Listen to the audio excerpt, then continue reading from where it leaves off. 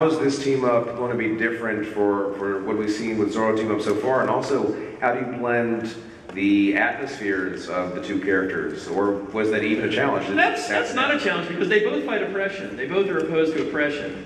They both face it in different fashions, but oppression's the big deal for both of them. Right. Certainly, Django's approach to it is a little more personal, a little more deadly.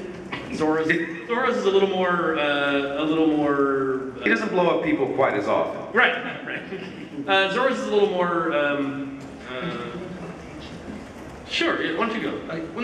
Well, okay. When I the biggest difference between this team up and the other team ups is when I first went down, I thought, okay, well, Django takes place 4 years before the Civil War. Yeah. Maybe?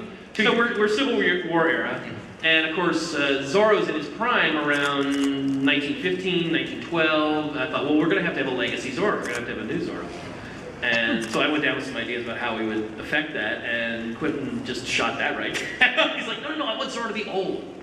I want to have old Zorro. And so we very much have a kind of, Luke and Obi-Wan sort of. I was very much like, no, he's got to be your Zorro. Yeah, we can't make him do Zorro up. Right. Because everything that happened had to happen, in our world. Yeah.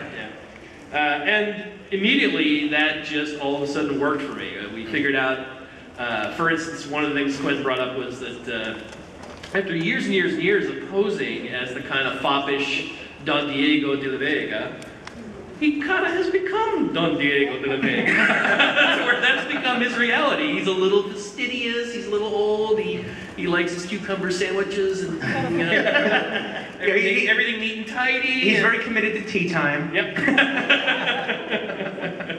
And that just... his prairie perfume. Yes. And that just, that provides a terrific new aspect to Zorro's character, some great opportunity for comedy in the midst of drama, and yet he's still the firm, badass, fighting for justice, Zorro. Yeah, don't get us wrong, he puts on his costume and kicks ass. Yes. He's not Zorro's cry is, justice for all, and that is where he goes and why he does what he does.